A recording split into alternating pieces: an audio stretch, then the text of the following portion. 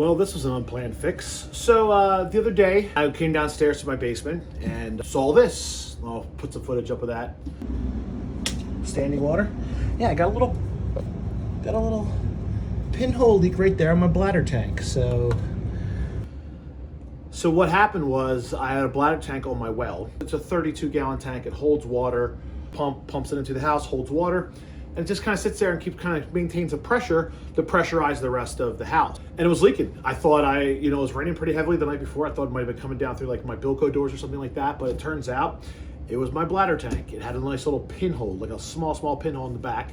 I kind of looked at the model number and I looked it up and I went to a plumbing supply store and they wanted me to spend, I don't know, a lot more money than just a regular old bladder tank. They wanted something that was like pressurized for like 130 pounds and stuff like that. And I thought that was very weird because 130 pounds of pressure for water in a house is very, very high, especially when my current pressure switch only is like registered for like 60 or 70.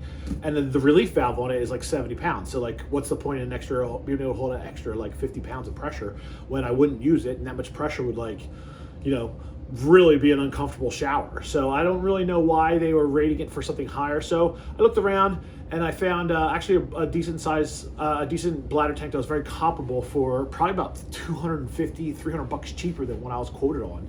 So I went and got that. It was probably about 20 minutes away. Some new fittings, got a new T, and I had never done this before, but it's basic plumbing. I was just sweating some fittings and putting some new fittings on, then pressurizing the tank. So I felt comfortable with it. There wasn't much more to it, but it was definitely a wet job, a pain in the ass job, and a job I wasn't expecting. And I called a plumber to come fix it. You're looking at thousands of dollars. I only spent a couple $100s in parts and maybe 2 hours of my time kind of putting it all together. But I was literally just removing the old tank and connecting the new tank to it, and things like putting on a T-pipe fitting. And this is basically the fitting here, as you can see.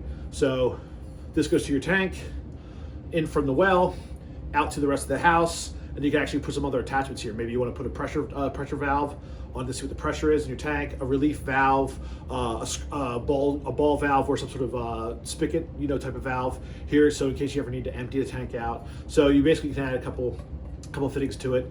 These tees are not cheap. They were like 50, 60 bucks a piece. I was trying to save the old tee, but I couldn't get around to saving the old tee, so I ended up getting a new tee. But this is probably like one of the more oddly expensive parts of the whole project, is getting a new tee and spending a nice chunk of change. Difficulty factor, 6, 7 out of 10, mainly because of, well, if you know how to sweat pipe fittings, it's probably not nearly as daunting, but finding the parts you need the day you need them instead of ordering them or having a plumber come out, it's probably the most taxing part about it. I feel like I spent 3 to 4 hours of trying to find what I need as opposed to 3 to 4 hours of fixing it. So yeah, pretty interesting thing. Here's how I did it. So I've killed all the power, I've killed the water. So that's my pump, that's my pressure switch regulator on the pump. The pump comes in from the outside air. Kill the power to the pressure switch regulator. So I am going to replace this T, I got a whole new tank, replace the T, and then basically I got to loosen this here, take the hole out, and just screw the T in, put the new tank here. So in theory, and this is famous last words, in theory it shouldn't be that difficult a fix, but who the hell knows? So we'll find out. But yeah, I got all the new parts here. We got T's, valves, plugs, relief valve. Basically, so this is going to be the T. Then I'm going to put that here. Sorry, that'll go here. These will connect to the hoses. Then I put the plugs in the top. Relief valve there. Good to go. I've never done this before, but it's really basic stuff. It's more intimidating than it looks. I mean, it looks more intimidating than it actually is. Like I said, famous last words, but I got another replacement. This is a 32-gallon tank. I think it's like 125 PSI, but the reality is I only need 60 PSI off of the switch, so the new one, as long as it's over 60, and the relief valve is 70 PSI, so literally I could get like a 150 PSI tank or 180 or 200 or whatever, but in reality is once it gets anywhere near that, the valve will shut off, the pressure switch will shut off, and so will the relief valve. So there's really no point, from as I understand it. I could be completely wrong, I'm not a plumber, I'm waiting for people to be like, you don't know what the hell you're talking about. Yeah, I don't. I have no idea what I'm talking about.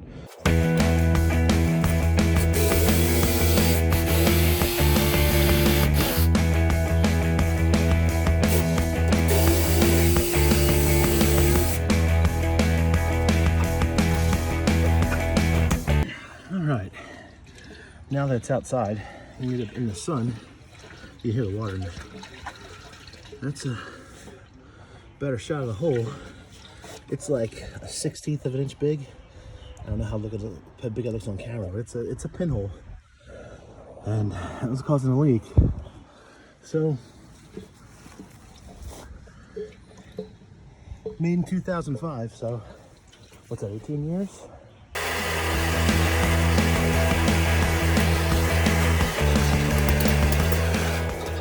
So I just basically sledded it back, the copper back to the elbows. Here's what those nuts look like once I take them off. They're just threaded, and that's attached to the copper, and those are threaded in. So the reason they couldn't get them loose was because they were screwed in, threaded, then run back to the elbow, not the other way around. I thought they were actually loose from that perspective, but they're not. Yeah, clean this up a little bit. I painted everything when the old tank was here, so unfortunately this is what the old concrete looked like, but I'll still clean it up a bit.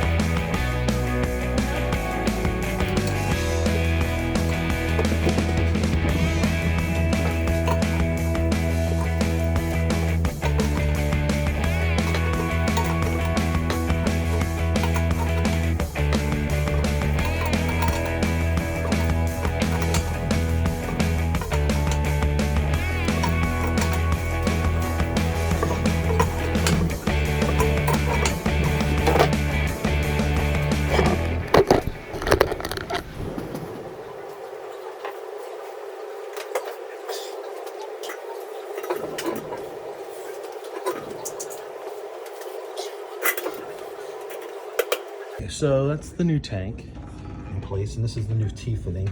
So basically, yeah, I put new attachments, a new oh, it's a little tight there. We're gonna possibly sit that on something.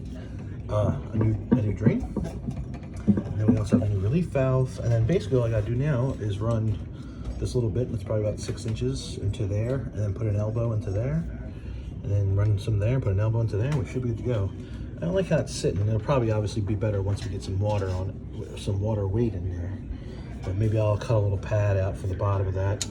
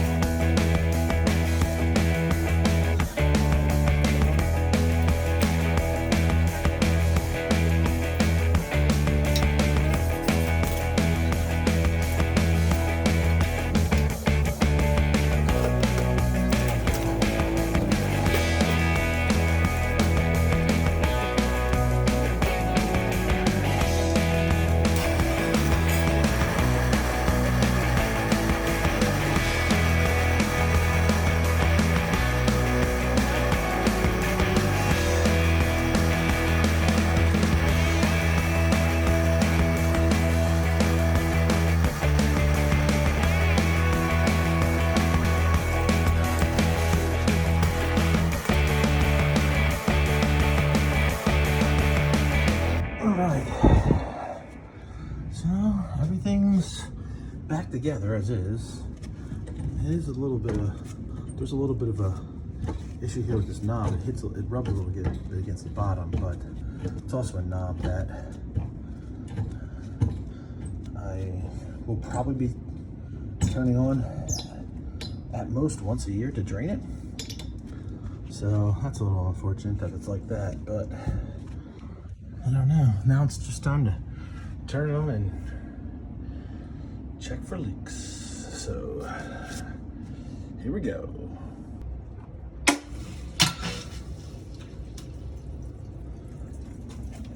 All right, we got power. I hear it. We gotta see if there's any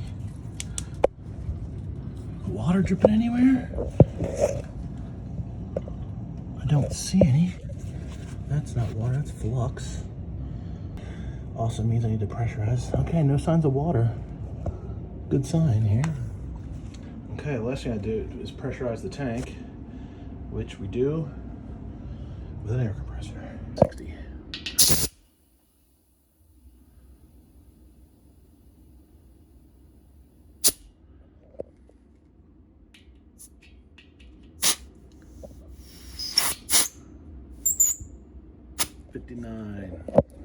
I think it's close enough.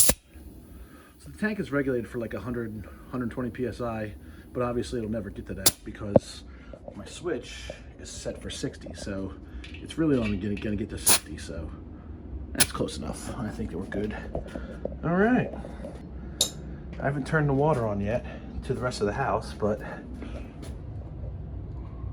as you can see, we're right at 60. Right here, it's at 60, so, and still no signs of leakage, which is good.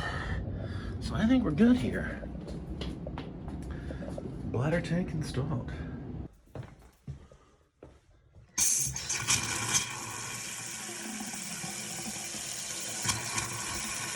Here we are going to get some air out of the line. The spluttering is normal, it's just air popping the line. This is the sink furthest away from the well pump, so it's my upstairs master. And I'll get all the air out of the line, flush the toilet, run the sink. Good to go.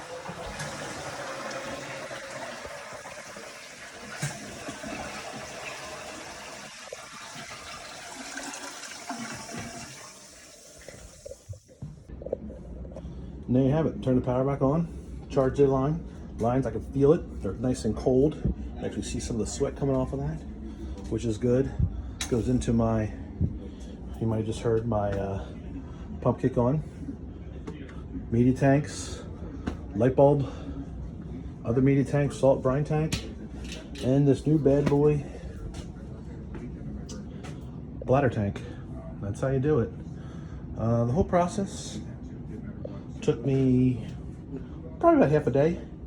But that also includes 2 trips to the store to get all materials. If you called a plumber that had all the fittings and everything on their truck, plus they also had this in stock, they probably would have taken like 2 hours tops. It's not terribly difficult. I'd put the difficulty scale somewhere like maybe like a 5 out of 10, and that's basically, I'd say the most difficult part's knowing how to sweat stuff. And it can get heavy when it has water. The old one got a little heavy because it had some water in it still. So that's it, man.